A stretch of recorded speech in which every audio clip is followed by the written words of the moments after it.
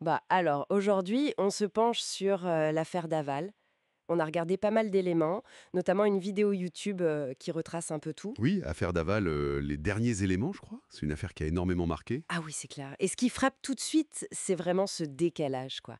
Entre l'image qu'on avait de Jonathan Daval, le mari en larmes, effondré, Soutenu par tout le monde, par sa belle famille. exactement.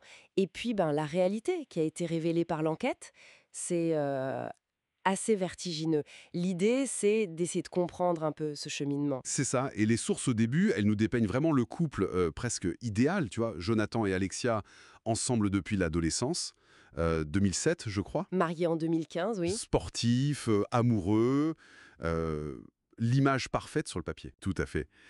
Mais bon, derrière cette image, les sources montrent bien qu'il y avait des choses plus compliquées. Des personnalités assez différentes, en fait. Oui, Alexia décrite comme très solaire, dynamique, sociable. Et lui, Jonathan, beaucoup plus réservé, introverti. Certains disent même qu'il était un peu materné par elle. Comment ça tenait alors, cette façade, avec ses différences? Ben, il y avait des tensions, hein, clairement. Les sources insistent beaucoup sur le désir d'enfant d'Alexia, qui était très fort, très pressant. Et des difficultés, des frustrations sexuelles dans le couple, c'est ça? Oui, Jonathan a parlé de ses problèmes d'érection, des reproches qu'il subissait apparemment. Il y a même des SMS d'Alexia qui ont été versés au dossier, parfois assez virulents. Et la défense de Jonathan a aussi évoqué des violences, pas juste verbales? Effectivement, c'était un axe fort de sa défense. Il a parlé d'humiliation, les fameuses phrases «t'es pas un homme, tu bandes pas», mais aussi de gestes, oui, des claques, des pincements. Bon, ça reste sa version, bien sûr. Les proches d'Alexia ont toujours nié ça, hein. Tout à fait. Mais voilà, ce contexte de tension, il est là. Et il aurait explosé cette fameuse nuit du 27 au 28 octobre 2017. Après une soirée raclette chez les parents d'Alexia. Une dispute éclate, toujours liée, selon lui, à ces histoires de frustration. Et c'est là qu'il l'étrangle. Et tout de suite après, en fait, il bascule dans la dissimulation. La mise en scène commence. C'est ça. Il habille le corps en tenue de jogging, il le met dans le coffre de sa voiture de fonction, il le dépose dans un bois, il essaye d'y mettre le feu. Et le lendemain, il signale sa disparition.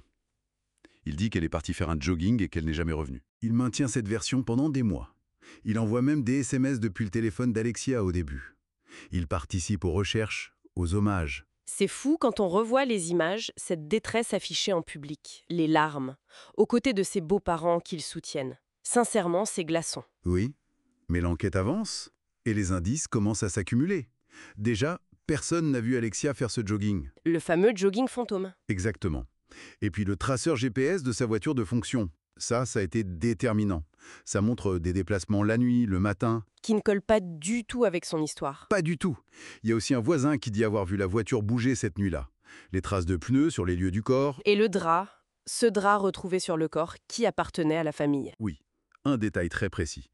Tout ça, plus l'analyse de son comportement par des spécialistes, ça mène à sa garde à vue en janvier 2018. Et là, il craque une première fois. Il avoue, mais il minimise. Il parle d'un accident, d'une dispute qui a mal tourné. Il se dit victime d'humiliation. Mais ça ne dure pas longtemps.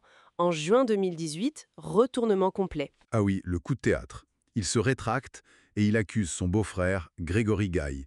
Il invente un complot familial pour couvrir un meurtre qui aurait eu lieu chez les parents d'Alexia pendant la soirée. Une accusation terrible pour la famille. Évidemment, mais là encore, ça ne tient pas. En décembre 2018, il y a une confrontation avec sa belle-mère, Isabelle Fouillot. Et c'est là qu'il rechange de version. Oui, apparemment, elle lui montre une photo de leur chat, Happy, et là, il s'effondre à nouveau, il retire ses accusations contre Grégory, et il reconfirme que c'est bien lui le meurtrier.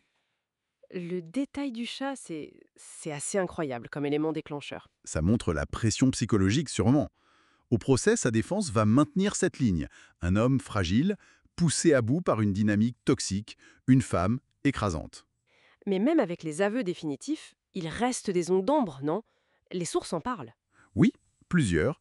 D'abord, les médicaments retrouvés dans le sang d'Alexia. Des somnifères, du tramadol. La question c'est, est-ce qu'elle les prenait elle-même ou est-ce que c'est lui qui lui en donnait? Il y a ce SMS troublant, tu me drogues. C'est ça.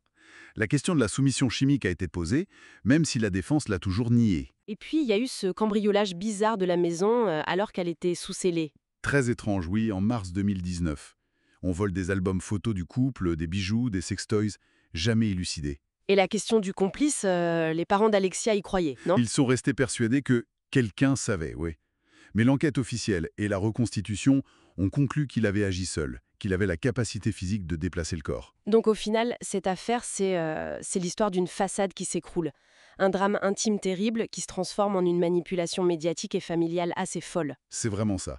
Et le récit qui ressort des sources, il balance tout le temps en fait, entre le manipulateur froid calculateur et puis l'image de l'homme acculé, victime d'une relation destructrice que sa défense a voulu imposer. Avec ces zones d'ombre qui persistent, les médicaments, le cambriolage, on a l'impression que toute la vérité n'est peut-être pas si simple. Tout à fait. Ça laisse une sensation de complexité, peut-être d'inachevé sur certains points. Et ça nous amène peut-être à cette question finale, Sam. Bon, la culpabilité de Jonathan Daval, elle est établie, mais au-delà de ça, comment on interprète tous ces éléments qui décrivent une relation aussi toxique, apparemment?